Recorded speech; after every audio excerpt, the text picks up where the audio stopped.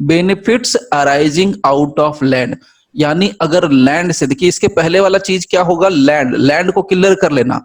Land is a immovable property, एकदम concept clear रखिएगा। Land शब्द का मतलब होता है, लैंड का मतलब होता है कोई भी ground.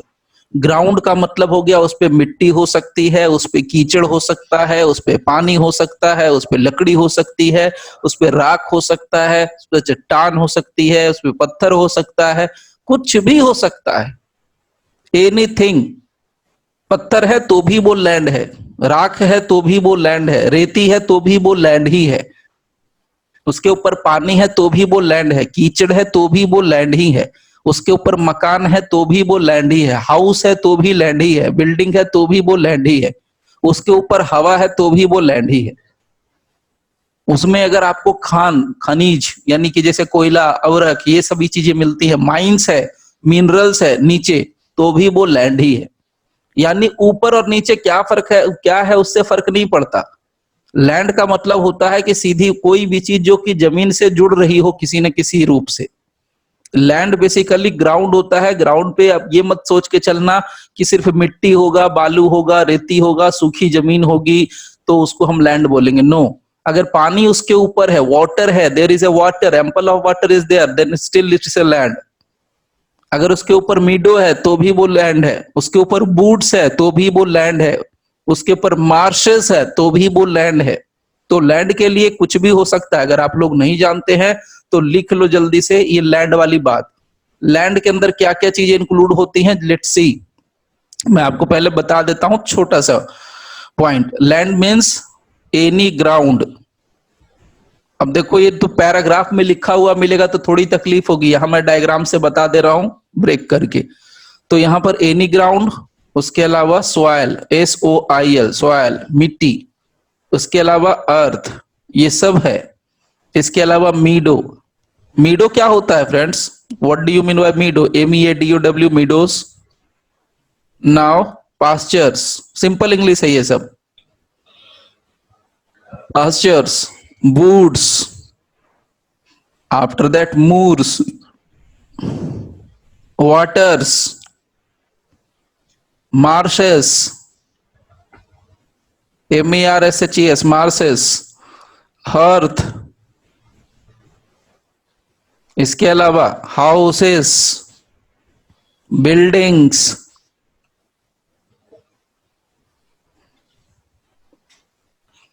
Air space, above it यानी इसके ठीक ऊपर, mines, minerals, mines and minerals, mines and minerals, MINERALS, minerals beneath.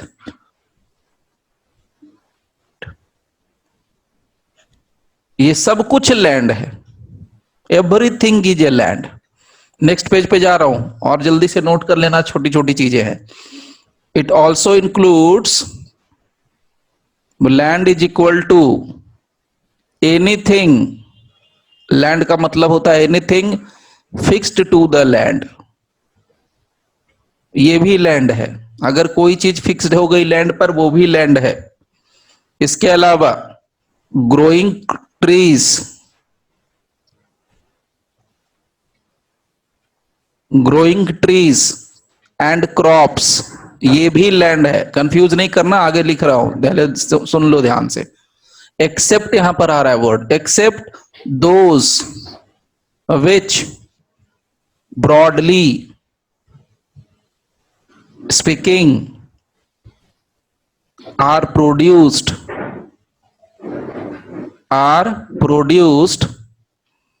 in the year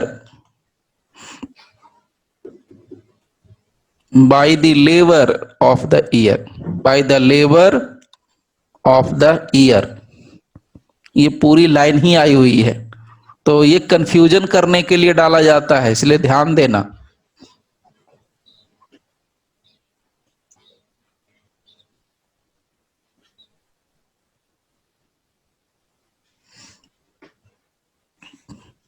अब इसके आगे आ जाओ नेक्स्ट पेज पर, और क्या क्या हो सकता है लैंड, वो भी जान ही लो। इसके अलावा एक चीज और जानिए, a grant of all the profits of land passes the whole land। ध्यान दीजिएगा इस चीज को, इसीलिए थोड़ा टेढ़ा लगता है। A grant of all the profits of land, land से मिलने वाला कोई भी प्रॉफिट, यानी सारे प्रॉफिट्स की जिक्र कर रहे हैं हम।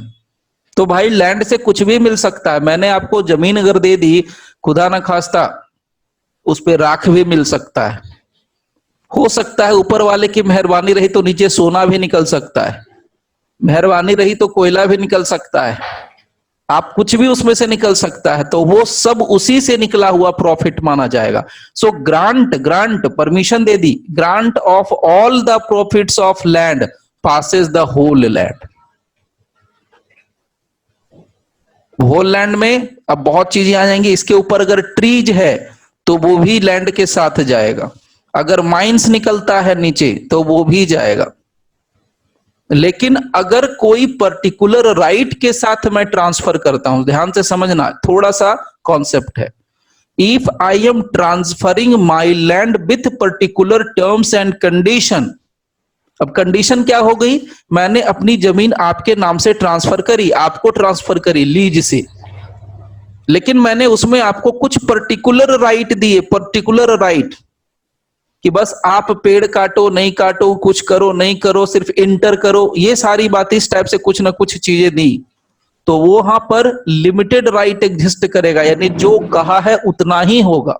Even though it is related with the land, land से ही रिलेटेड है, बट जो राइट्स दिया गया है वो, सपोज मेरे पास आम का पेड़ का बागान है, ध्यान से समझ लेना, और मैं आपको इस बात का राइट देता हूं कि आप मेरे आम के पेड़ के बागान में जा सकते हो, और चूंकि सीजन आम का है तो आम तोड़ सकते हो, पैक कर सकते हो, लेके वहां से निकल सकते हो, वहां पर बेच सकते हो, वहां डीलिंग कर सकते हो, ट्रैक्टर पर लाद सकते हो, किसानों को दे सकते हो, व्यापारियों को बेच सकते हो, ये सारे राइट्स दे दिए। तो भाई राइट्स तो लैंड से अराइज हो रहा है, नो डाउट, क्योंकि लैंड है तो आम का पेड़ है, और आम का पेड़ है तो आम है, और आम है तो आप है, इसीलिए आप इंटर कर रहे हो। लेकिन मैंने आपको राइट कितना दिया है, सिर्फ इंटर करके आम तोड़ने का। इंटर करके आम तोड़िए, घर लेके जाइए, इंटर करके आम तोड़ो, लेके बेच के आओ, जो करना है बिजनेस करो, बाकी कुछ नहीं करना है। You don't have to touch anything apart from the mango tree. जितने भी आम के पेड़ है बस उसको टच करना है आपने। लीची का पेड़ बिल्कुल टच नहीं करना, मेरे 40-50 आम के पेड़ हैं, सिर्फ आम के पेड़ को टच करो। So limited right is there. Okay, so मोटे तौर पर हम कह सकते हैं कि लैंड का क्या जिक्र हो सकता है, तो लैंड के जितने पॉइंट्स निकल सकते हैं वो आपको बता दिए कि लैंड के अंदर क्या क्या इंक्लूड होता है, क्या क्या इंक्लूड नहीं होता है। तो आई होप सो कि लैंड तो समझ गए। नाउ अब आते हैं हम लोग अपने नए वाले कॉन्सेप्ट पर, that is called benefits arising out of land. अब बात करते हैं benefits arising out of land. ध्यान से समझिएगा, benefits arising out of land, तो ये लैंड जो होगा फ्रेंड्स, ये होता है इमूवेबल प्रॉपर्टी, इसमें कोई शक किसी को नहीं होगा। Land is a immovable property, meaning thereby, हम इसको अगर सीधे सीधे लिखेंगे तो इसका मतलब होता है benefits arising out of dash देके इमूवेबल प्रॉपर्टी, ये मैं कहना चाह रहा हूं। तो यहां पर इमूवेबल प्रॉपर्टी के तौर पर क्या आ रहा है सामने, लैंड आ रहा है, तो हम सिर्फ किसका जिक्र कर रहे हैं, लैंड का जिक्र कर रहे हैं। इसका मतलब ये हो गया कि अगर कोई पर्सन अपनी जमीन का इस्तेमाल, अपने लैंड का इस्तेमाल प्रॉफिट के लिए करता है, तो उसका जो राइट होगा, राइट इन इमूवेबल प्रॉपर्टी होगा। Always remember, where a person using his land makes a profit. One more time, where a person using his land makes a profit, the right will be a right in immovable property. So land का इस्तेमाल करता है profit लेने के लिए। तो अगर land है तो लैंड से निकलने वाला कोई भी प्रॉफिट क्या होगा, यानी वो जो होगा राइट इन इमूवेबल प्रॉपर्टी होगा, राइट इन इमूवेबल प्रॉपर्टी होगा। लैंड है, लैंड का इस्तेमाल करके उससे प्रॉफिट बनाता है। लैंड है, लैंड का इस्तेमाल करके प्रॉफिट बनाएगा, तो उससे निकलने वाला जो भी राइट है वो राइट कहलाएगा राइट इन इमूवेबल प्रॉपर्टी। इसको समझते हैं दूसरे एग्जाम्पल से। मान लो कि आपके पास एक खाली पड़ती जमीन है, you have A vacant land, और ये वैकेंट पीस ऑफ लैंड का कॉन्सेप्ट बड़ा मजेदार है। आप गांव में रहते हैं, आपके पास खाली जमीन बहुत सारी पड़ी हुई है, मैदान टाइप से है। तो आपने क्या किया, आपको सीजनली मतलब जब कभी जैसे दुर्गा पूजा का टाइम आ गया, दिवाली का टाइम आ गया, या कोई त्योहार आ गया, तो वो आप अपनी जमीन का जो इस्तेमाल करवाते हो, आप आपकी जमीन दे देते हो कि जो भी दुकान वाला बिजनेस करना चाहता है टेम्पररी रूप से आएगा, अपना वो ठेले ठूले लगाएगा अपना, और जो मार्केट वार्केट लगेगी वो सब लगेगी, यानी मेला टाइप से। और जो भी यहाँ पर स्टॉल लगाएगा, मेरी जमीन पर जो कोई भी स्टॉल लगाएगा, चाहे वो खाने की स्टॉल लगाए, कपड़े की स्टॉल लगाए, बुक्स की स्टॉल लगाए, किसी चीज की स्टॉल लगाएगा, वो मुझे 10,000 रुपए देगा पर स्टॉल के हिसाब से। तो सपोज मैंने अगर अपनी लैंड को दे दिया, अब 10 स्टॉल लग गए, 20 स्टॉल लग गए, 50 स्टॉल लग गए, सबसे मैं पैसे ले रहा हूं। What is this? ये मेरा, अगर मैंने स्टॉल लगाने की परमिशन दे दी है, सबसे 10,000 रुपए ले रहा हूं, यानी स्टॉल वाला मुझे 10,000 रुपए दे रहा है, बदले में स्टॉल लगा रहा है, तो अब मेरा क्या राइट बनता है वहां पर? अगर मैं मान लो कि कोई स्टॉल वाला पैसे ना दे, या आधा पैसे देता है, कहता है बाबूजी बाद में दे दूंगा, 5,000 रुपए भी दे रहा हूं, जब खत्म हो जाएगा क्योंकि धंधा अभी शुरू नहीं किया, तो 5,000 आपको दे दूंगा बाद में। उसका ये कहना। अब वो लाख कमाए 2 लाख कमाए, मेरे को नहीं मतलब, मेरे को मेरा रेंट चाहिए। 10,000 का बात हुआ है, 5,000 दे रहा है, 5,000 बाद मान लो इनकेस 5,000 नहीं देता है, तो मैं अगर 5,000 रुपए के लिए क्लेम करूंगा, तो वो कैसा क्लेम होगा? वो मूवेबल प्रॉपर्टी का क्लेम होगा कि इमूवेबल प्रॉपर्टी का क्लेम होगा? यस, वो जो मेरा राइट होगा, जो अधिकार होगा, वो मूवेबल प्रॉपर्टी का क्लेम होगा कि इमूवेबल प्रॉपर्टी का क्लेम होगा? Sir removable. कैसे और क्यों? The right to collect the charge from the stall holders is a benefit arising out of immovable property.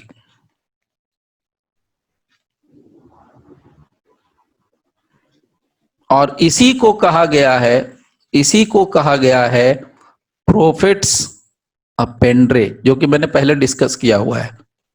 Profits अपेंड्रे यानी वो profits that the landowner makes using his land। ठीक है जी, using his land.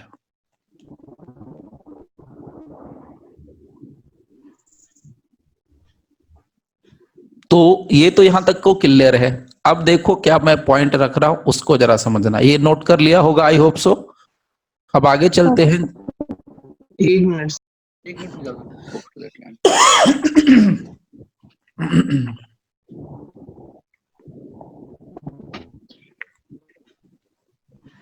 अब कुछ मैं पॉइंट्स रख रहा हूं, वो पॉइंट्स आप सिर्फ मेरे को बताओ, ये प्रॉफिट से पेंड्रे है कि नहीं है, वो सिर्फ आप बताओ, ध्यान से समझ के बताना। ये नहीं कि कुछ भी आंख बंद करके बोल देना। चलिए नेक्स्ट पेज पर चलते हैं, देखो नोट करके।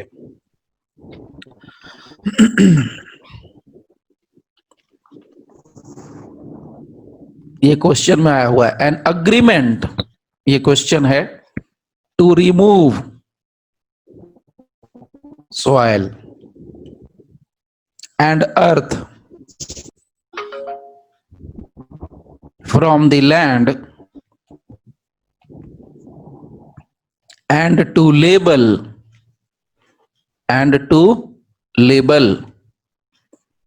the plot after removal of the soil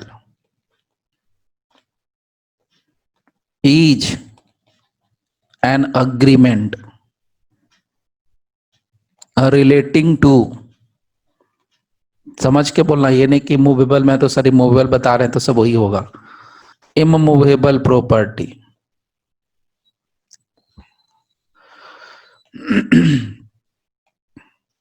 B movable property, C, अरे यार none of the above, D छोड़ दो, डी ऑप्शन में जाने की जरूरत नहीं है। क्या लगता है क्यों होगा और क्या है, जल्दी से।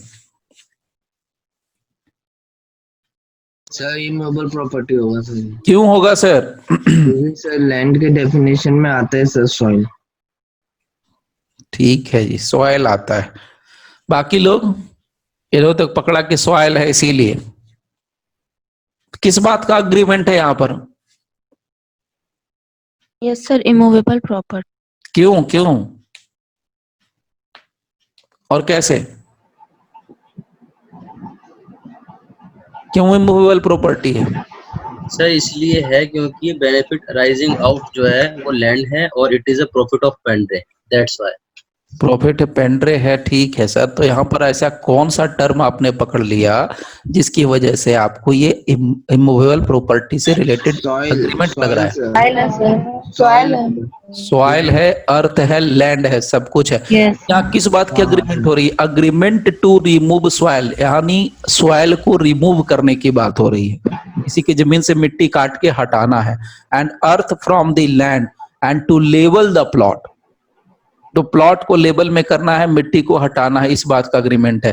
तो अब ठंडे दिमाग से मेरी बात को समझना, अगर ये अग्रीमेंट हुआ, ध्यान से सुन लो पहले, अगर ये अग्रीमेंट हुआ तो ये अग्रीमेंट वैलिड कॉन्ट्रैक्ट कब बनेगा? ये तो अग्रीमेंट है, ये वैलिड कब होगा? इमूवेबल प्रॉपर्टी से ये राइट निकल के आ रहा है, इमूवेबल प्रॉपर्टी का ये अग्रीमेंट है। When this agreement will be legally valid, कब होगा ये लीगली वैलिड? जब सर रजिस्टर्ड हो और उसका प्रॉपर्टी का ट्रांसफर किया हो और और अटेस्टेशन हो। ठीक है ठीक है ठीक है। अच्छा, इसके लिए अगर मैं केस करना चाहूँ, तो डिस्प्यूट अराइज होता है, तो मैं कितने दिन के अंदर केस कर सकता हूँ? In how many days? What will be the limitation period for filing the suit? 12 years। 12 years। तो दिमाग जरा खोल के ओपन करके रखना, ये लिमिटेशन एक्ट के साथ मिला के पढ़ा जाता है। तो अभी लिमिटेशन एक्ट के कुछ पॉइंट, लिमिटेशन एक्ट मतलब पूरा एक्ट नहीं समझना है। अगर कभी मैं कहता हूं या कहीं भी कोई कहता है कि इस सब्जेक्ट को इस पर्टिकुलर सब्जेक्ट के साथ मिक्स करके पढ़ना चाहिए, रीड विद करना चाहिए, जैसे फॉर एग्जांपल सीपीसी को लिमिटेशन एक्ट के साथ रीड करना चाहिए, कॉन्ट्रैक्ट को लिमिटेशन के साथ रीड करना चाहिए। तो रीड करने का मतलब ये नहीं कि पूरा का पूरा लिमिटेशन उठा के पढ़ने लगेंगे, नो। लिमिटेशन एक्ट के कुछ प्रोविजंस जिसकी जहां पर जरूरत होती है, जिसको जहां पर रीड विद किया जाता है, उस सेंस में कहा जाता है। आप अगर सोच लेते हैं कि पूरा एक्ट मिला के पढ़ेंगे, नॉट। तो याद रखना, ये इमूवेबल प्रॉपर्टी का होता है अग्रीमेंट, और अगर कहीं डिस्प्यूट हो गया तो इसमें जो राइट मिलेगा सूट फाइल करने का, वो 12 साल के लिए राइट मिलेगा। एकदम दिमाग में फिक्स कर लीजिएगा इस चीज को। बेनिफिट यही है, अगर ये इमूवेबल प्रॉपर्टी का होता तो 3 साल का मिलता। तो ये देखो, पार्टी को बहुत कायदे से पता होना चाहिए इस बात का जिक्र, यानी जो कोई भी पार्टी कॉन्ट्रैक्ट में इंटर करती है, he must aware with the fact कि जो कॉन्ट्रैक्ट वो कर रहा है, जो अग्रीमेंट वो कर रहा है, वो इधर इमूवेबल है या मूवेबल है। उसका जो राइट निकल के आता है वो इमूवेबल प्रॉपर्टी से निकलेगा कि मूवेबल से। अगर मूवेबल से निकला तो 3 साल, इमूवेबल से निकला तो मिनिमम जनरल 12 साल। नाउ अब एक बड़ा बढ़िया सा क्वेश्चन है, ये भी देखो यहां पर, राइट, सारे क्लियर कर दे रहा हूं doubt. Right to enter the lake, lake means क्या होता है, रिप्लाई देना, रेक, लेक, झील होती है सर, झील। And catch fish for a period of 5 years. So right to enter the lake and catch fish for a period of 5 years. ये क्या है, ये right to enter the lake and catch fish, this is a right, यानी मुझे lake में जाने का अधिकार है और वहां मछली पकड़ने का अधिकार है, वो भी 5 सालों तक। तो ये जो राइट है देखो, मूवेबल है कि मूवेबल है, सोच के बताना। मछली का मामला है भाई, सर इमूवेबल है, मछली तालाब के अंदर है सर, तालाब जो है अराइजिंग आउट ऑफ लैंड से हो रहा है sir, arising out of land. Arising अरे out भाई of- मछली मूवेबल प्रॉपर्टी होती है, फिश। सर मूव तो तालाब में कर रही है सर। आउट ऑफ लैंड से ही तो पैदा हो रही है सर मछली भी। मछली अब मछली भी लैंड से पैदा हो रही है, ठीक है, इमूवेबल प्रॉपर्टी है, बिल्कुल ठीक। तो इसका मतलब ये हो गया कि सारे टर्म्स कंडीशंस जो अचल संपत्ति के लिए होते हैं, दिमाग में जरा पॉइंट को फिक्स करना। यानी अगर मैं यहां पर बोलता हूं कि मान लो ए है और बी है, ए ने बी को कहा कि भाई मेरा तालाब है या लेक है और लेक में तुम मछलियां पकड़ सकते हो, वो भी 5 years के लिए, और बाद में किसी रीजन से डिस्प्यूट अराइज होता है लीज में या तो, यानी कि ए क्या कर सकता है, इसके लिए क्या सेल कर सकता है, इस लेक को सेल किया जा सकता है as per transfer of property act. अगर ये इमूवेबल प्रॉपर्टी है तो क्या इसको सेल किया जा सकता है, क्या इसको लीज पे रखा जा सकता है, क्या इसको गिफ्ट किया जा सकता है, क्या इसका एक्सचेंज किया जा सकता है, क्या किया जा सकता है ऐसी चीजों का? सर सब किया जा सकता है इसका। सर ये एक्सचेंज भी हो जाएगी, लीज पे भी चली जाएगी और इसको सेल किया जाएगा, जमीन के हिसाब से सेल किया जाएगा इसको। ऑब्वियसली, और यहाँ पर फिलहाल लीज पर ही है फॉर 5 years। चलो अच्छी बात है, अगर आप लोग समझ रहे हैं तो दिमाग एकदम ओपन करके समझ लेना एक ही बार। नाउ अगर यहां पर कहते हैं, सिर्फ यहां पर ये कॉन्सेप्ट है, देखो, राइट टू कैच फिश। अब देखो कंफ्यूज मत करना, the tank for a period more than a year, ये क्या होगा, immovable property, movable property. Sir ये टैंक है कैसा, छत पे बना हुआ टैंक है, पानी का टैंक है अब या वो फिर मुझे जमीन नहीं से मालूम, लगा हुआ? टैंक लिखा है यहाँ, क्वेश्चन लिखा है, आप वो एग्जामिनर से थोड़े पूछोगे टैंक का मतलब आप जानो। ये क्वेश्चन आया, जो भी मैं आपको बता रहा हूँ ये कॉन्सेप्ट क्लियर करने के लिए क्वेश्चन से आपको बता रहा हूँ। आगे ऑप्शन है, मैं ऑप्शन लिख के आपका टाइम पास नहीं करना चाहता, इसलिए सीधे सीधे मुद्दे पर हूँ। क्या है आपके लिए ओरिजिनल? एग्जामिनर चीटिंग कर रहा है सर। हाँ, सीधा ये क्वेश्चन आपके एग्जाम में आ गया, आप क्या लिख के आओगे, यानी आप रंग के क्या आओगे, मूवेबल, इमूवेबल। सर इसका तो हम मूवेबल कर देंगे सर। और बाकी लोग? क्योंकि सर इधर तो land लिखा नहीं है और कुछ ऐसा हाँ, बॉन्ड भी नहीं लिखा है, टैंक क्यों मूवेबल होगा, मेरे को रीजनिंग चाहिए। सर कहीं भी लैंड का जिक्र नहीं है कि ये टैंक जो है वो लैंड पे है या लैंड से जुड़ा हुआ है, मूवेबल या भी हो कहीं सकता जिक्र नहीं है तो नहीं है, आप सोच के बताओ, टैंक से मछली मार रहे हैं। है। हाँ तो सर टैंक तो वैसे भी हो सकता है ना कि कोई वैसा टैंक हो जिसमें मतलब बना, उसे बना रखा हो प्लास्टिक में या किसी उसमें बड़ी, उसमें उस टैंक में भी हो सकता है ये। इसमें सर ये मूवेबल में इसलिए आएगा क्योंकि ये जो फिश है ये पर्सनली अलग से पाली हुई है, मान लो उसके लिए।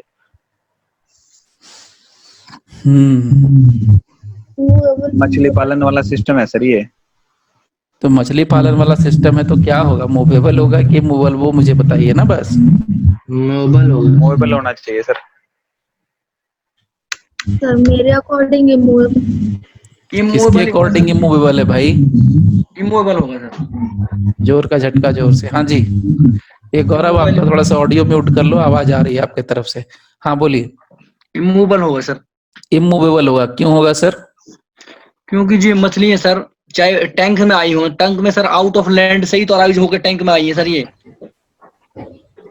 भाई अब रीजनिंग कुछ भी दो लेकिन आंसर सही है। रीजनिंग कुछ भी दीजिए, आंसर सही है। मैं इतना कह रहा हूं कि आपका प्रीमियम एक अगर ये एग्जाम में आएगा तो आपका नंबर मिल जाएगा, यानी पास कर जाएंगे। ये क्वेश्चन का आंसर सही है। Right to catch fish from the tank for a period of more than a year is a right in immovable property. क्या दिक्कत है यहां पर?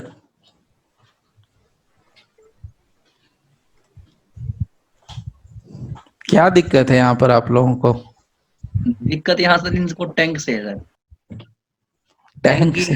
टैंक को कैटेगराइज नहीं कर पा रहे सर, ये क्या है, किस कैटेगरी में लेंगे सर इसको? टाइम ड्यूरेशन देखो ना भाई, टाइम ड्यूरेशन तो देखो। मोर देन ए ईयर,